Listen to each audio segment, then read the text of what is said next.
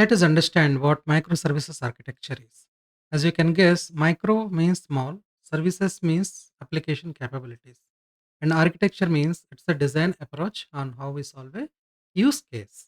So, in this definition given by Martin Fowler, we'll try to understand what microservices architecture stands for. Microservices architectural style is an approach, that means it is an approach, a set of techniques to developing a single application. That means we are trying to build one application as a suite of small services. That means a group of small services. We are trying to create an application and we are discussing about the architectural style and an approach for this. And the characteristics of them is that each running in its own processes. That means these small services run on its own processes and communicating with lightweight mechanism, often a HTTP resource API. It's like a REST API. So far, what we understand here is that we'll have small services.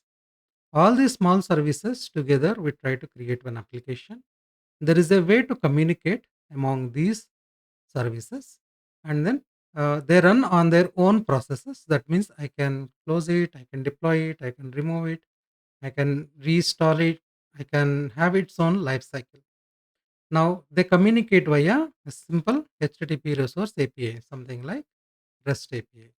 Now, let's see the other parts. These services are built around business capabilities.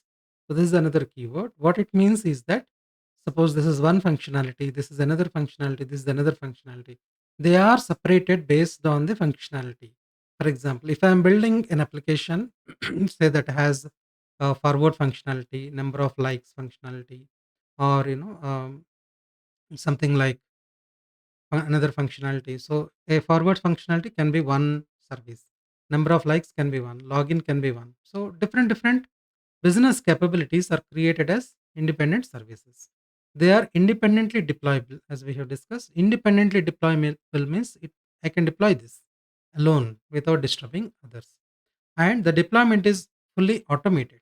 So this is also important, as we see a lot of microservices, maybe around 20, 50 different number of services. Maintaining its own life cycle manually is very tough. So we follow an automated deployment mechanism.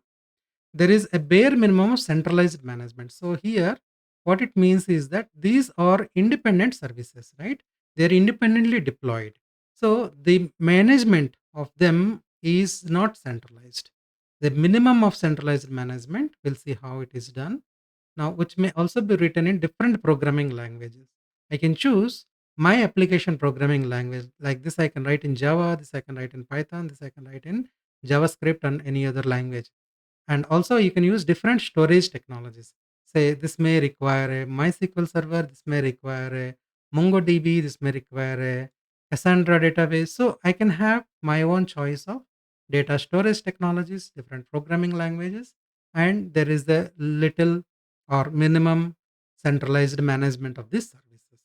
So hope this gives some idea about what we are talking in the microservices architecture. To summarize, let us see a single application having a small applications around its business capabilities as a suite of small services run on their own processes, and they communicate via a REST API kind of HTTP lightweight mechanism, and they're independently automatically deployed, and then they have their own programming languages, own life cycle, own storage mechanisms. Hope this gives you some glimpse of what microservices architecture is.